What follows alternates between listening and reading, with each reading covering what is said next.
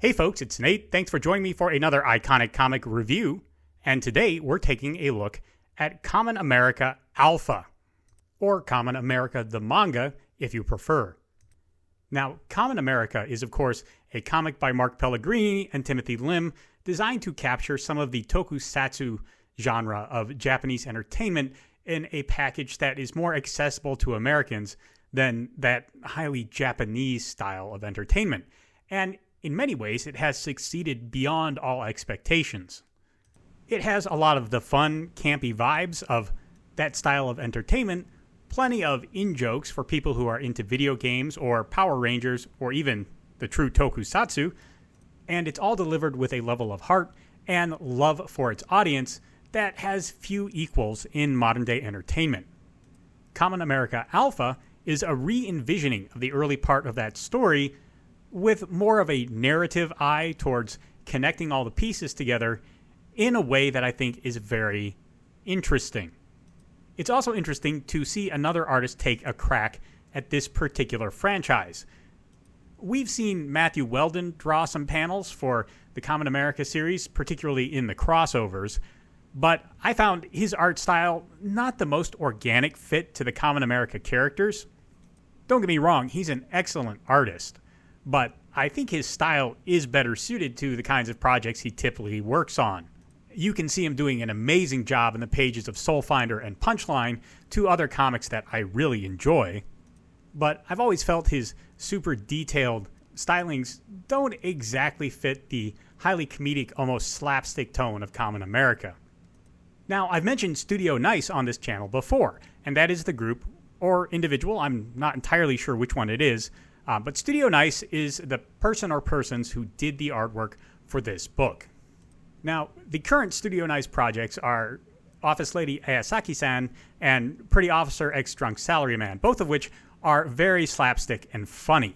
And as soon as I saw they were drawing this manga, I had no doubts that they would do an excellent job with it, at least in the comedic moments. But Kamen America is also an action manga, and I hadn't seen a whole lot of large-scale action scenes from Studio Nice before. It's not really the tone of either of those series. They're more rom-coms than they are action-adventure stories.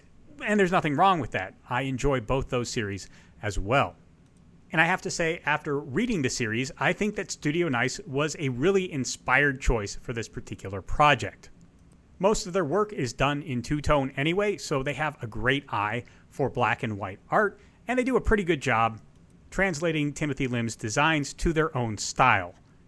Pretty much all the characters are instantly recognizable when you first see them, with the exception of some of the background characters. Sig Sawyer's dad did not immediately stand out to me, but he's also not in the original story very much, so I don't think his character design was really at the forefront of my mind. Nothing wrong with that. One thing that I often harp on indie authors about that Studio Nice had no issue with was really showing a character's mood. A lot of artists are very good at exaggerated expressions, but they are a little bit lacking in the subtle expressions, and I really didn't notice that in their artwork. There are a lot of delicate emotional moments between the Lovakova sisters and the Vanders family that I think are sold very well. There's also a level of internal conflict to Carly's best friend Vicky that I don't know was always sold visually in the first volume or two of the original story, but really comes through in Studio Nice's artwork. Really good stuff all around. But there is still something to be desired in the action scenes. This is a very different kind of storytelling than a 4-panel comedy, and I am aware that Studio Nice also has a full-page manga version of at least the OL series, and I believe the Pretty Officer Drunk Salaryman series, although I'm not a Patreon subscriber, so I haven't actually seen much of it. But even in a full page, there are different dynamics at work in an action series. The biggest one is paneling. And there are a couple of places in this manga where the paneling leaves a little bit to be desired, at least during the action sequences. I feel like a lot of the panels and action sequences are laid out under the impression that the reader will naturally read them in a line kind of like a book. The top line of panels, then the middle line of panels, then the bottom line of panels. And That's not true, unfortunately. I don't think enough care was taken to lead the eye through some of these action sequences and make them flow organically. There are a couple of places where panels that are part of the natural flow of action kind of get lost in the corner of the page as larger panels with more action going on in them grab the reader's attention and pull them away from those panels. And that kind of visual distraction prevents the reader from absorbing the fight in the most natural way possible. Now, longtime viewers of this channel know I want to provide as much useful feedback to independent creators as I can, because there's not really a lot of great places to find consistent editorial feedback on this kind of work. At the same time, I don't want to show a lot of pages and panels from the manga because I think you should support this project by picking up a copy for yourself. I also feel, as a reviewer, I do have a duty to the audience to let you know about some of the flaws in the project. And visually, this lack of flow in the panels of the action sequences is the big flaw. And it's not a huge flaw, but it is sometimes distracting. So I feel like I do have an obligation to show you some of what's going on here. So what I've chosen to do is comment on a single page. And not just any page. I think the page that has the worst layout of the entire book. If you see this and you say, hey, nothing on this page is a deal breaker for me, well, I would agree. This page, it's not great. It has a lot of room for improvement, but it clearly shows an artist who has a strong grasp of the technicals of their skill and just needs to work on planning out these pages a little bit more. Most of the pages do not have flaws of this level. So while I am going to be kind of harsh in my critique of it, keep in mind that this is what I think is the worst laid out page in the manga. Everything else is better than this. And I still think there's a lot of good things to say about this page. It is still bold, dynamic, and impactful, and I like it a lot. But with a little more planning ahead of time, I think it could have been a much better page in the way it flows. Most of the issues in this case have to do with leading the eye. Now, I have a whole video on this channel where I discuss leading the eye, and I show you an example and break it all down for you so you can understand some more of the theory. I'll link that down in the description below. But for the purposes of this commentary, I'm just going to assume you understand what I'm referring to when I talk about leading the eye. Now, the first line of panels here is pretty good. We have a very clear line of action as Carly somersaults back and then raises up her hand to prepare an attack in response to Misha. Now, if this were a book, we would just go to the right-hand side of the page. Because this is a manga, it reads right to left. So we go to the right-hand side of the page and pick up the next line. But this isn't a book, it's a visual medium. So our eye will naturally pick up something to follow down into the next part of the page. So what is it in the second panel of the top line that leads us down? Well, it's this whip sound effect as Carly is raising her hand. And my eye most naturally follows that down to the fwasha sound effect of Carly's incoming attack. And as you can see, I follow it up through the arrow of Carly's outgoing attack. And then what am I supposed to do? Am I supposed to come back to Misha? That's not a very intuitive unfolding of the story. It's actually quite confusing. Now, I don't know if Studio Nice laid out these sound effects or not, but having this fwasha here really disrupts the flow of the page. The result does not read good at all. But it's possible that Studio Nice did not put these sound effects on here. So let's ignore the fwasha for a moment, and what do we have? Well, instead of having a sound effect leading us down into the second panel, we have the edge of Carly's incoming attack naturally leading us down into the next panel. And then from there, the eye is naturally drawn up through the arrow of Carly's outgoing attack, even though that is supposed to be what's coming in to strike Misha in the left-hand panel. It's all very confusing. It's true that the panel breaks here, and this wide line between the top and middle row of panels does do something to lead the eye. The problem is, in an action scene, these panel breaks are relatively weak lines compared to the bold and dynamic lines of the action unfolding in the action scene. You cannot rely entirely on them to carry your audience through the story. Worse than that, the action in the middle two panels is pointed in opposite directions, even though it's supposed to be a single line of action. You can see that Carly's attack in the first panel goes off to the right, but it comes in moving to the left in the second panel, and that's wildly counterintuitive. If you're going to have these kind of attacks across a straight line of the page, they need to be pointed in the same direction. Carly should really be on the right-hand side of her panel, and the attack should proceed left. In order to facilitate that, I would actually recommend reversing the way the panels are proportioned so that your top panel begins at its narrowest point with Carly doing the backflip backwards and ends at the widest point with Carly raising her hand to attack, rather than Carly raising her hand to attack being the narrowest part of that line of panels.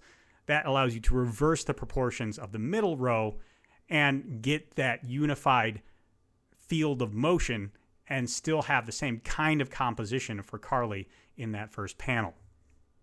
Now, as we move from here to the bottom line of panels, we have the same issue. In fact, it's the same issue for the same reason. Again, our fwasha sound effect kind of naturally just leads us down into the left-hand bottom panel, which takes place after the right-hand panel. Events here just read all out of order. And unfortunately, in this case, if you did take away that sound effect, the lines of the panel are still pointing us in the wrong direction. Whereas if the panels of the page had been reproportioned as I suggested previously, then you could have naturally followed the line of Misha's leg down into those gutters and over to the right. This creates a line of effect that reads much more naturally, and I think would have really cleaned up this page of action. Now, you can still eventually figure out everything happening on this page, but it will probably take you 2 or 3 seconds longer than it really should have, and that's not ideal, especially in an action sequence that you want to flow in a very cinematic fashion. It is this kind of layout that I think Studio Nice really needs to work on if they intend to do another volume of the Kamen America manga. And I don't know as there's going to be another volume, but I think it's something worth considering if this is a project that is going to be ongoing, because action scenes are an important part of Kamen America's identity. I think Studio Nice has a lot, and I do mean a lot, of potential to draw great, dynamic, and clean action scenes that flow very naturally. And there's a lot of work in this book that shows a lot more promise in that direction. Like I said, I think this is the weakest page as far as the flow of action goes. I hope to see them continue to improve in this area, and if they ever watch this video and find some stuff here helpful and are interested in other things I saw in the manga that might be worth looking at, by all means reach out to me. I'd be happy to share my thoughts. But that's not really the way feedback on the internet usually works, so I don't anticipate anything will ever come of that. Story-wise, Kamen America Alpha covers pretty much all the events of the first volume of the original comic, with a little bit of the Black Hop storylines thrown in for good measure. While Carly and Usagi's adventures were very separate in the early days of the franchise, I think Mark and Tim made a pretty good call condensing all those separate storylines into a single version here. That's not the only change that takes place. Several story elements in the first volume are condensed or almost entirely omitted. I'm thinking specifically of the Miss Wormwood storyline, which was kind of a big part of unpacking Carly's character development in the first volume, and she's more of a walk-on here. That time is instead exchanged to give us more development of Misha and the Lovakovas, who are very important characters in the Kamen America universe in the modern story, and I think that's a good, sound decision. Likewise, Carly's character arc was very strongly defined by her conflict with Lansky in the original comic. Lansky was a manipulator who kind of had Carly under his thumb, at least for the first part of the first volume. And while he's still a major character in this story, some of that conflict has been toned down. That is all in favor, of course, of building up Misha, who is the primary antagonist for Carly in the first volume. Yes, there are the mod monsters turning up every so often and causing trouble, but for the most part, the character, as opposed to, the minions, the character who is the primary point of conflict for Carly is Misha, and we get a lot more of her in this volume. Also, Volume 1 of Kamen America was written with an eye towards potentially having to end the story early, or at least that was my impression of it when it first came out.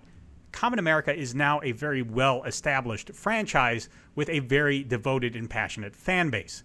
And a little more fan service can be done for Misha, who is a very well-loved character. And a little more time can be taken developing Carly because it's a known fact that there is an audience that loves her already. And we are here to see a little bit more of what she does in between her adventures. But again, I think Misha is the big winner here. We find out a lot more about her backstory and her relationship with her sister. All in all, it's a different look at the same events with more of an eye towards long-term storytelling than with paying off quick and very punchy character arcs. I think this is a classic case of your mileage may vary. If you like slightly more decompressed storytelling, Kamen America Alpha is going to scratch your itch just a little bit more. Whereas if you want concise and well-contained story arcs, I think the original version of the story will be more your speed. I think both are perfectly fine.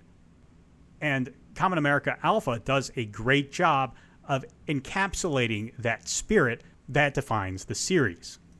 I also expect to see Studio Nice's designs of the characters to have a pretty big impact on the Best Girl Wars. He has a pretty good grasp on the primary appeal of most of the characters, and especially Kanina Lovakova, which I was not at all surprised to see in the endnotes was his favorite character, or their favorite character, depending on how many there are. I suspect Studio Nice are card-carrying members of the coalition of Onesan researchers.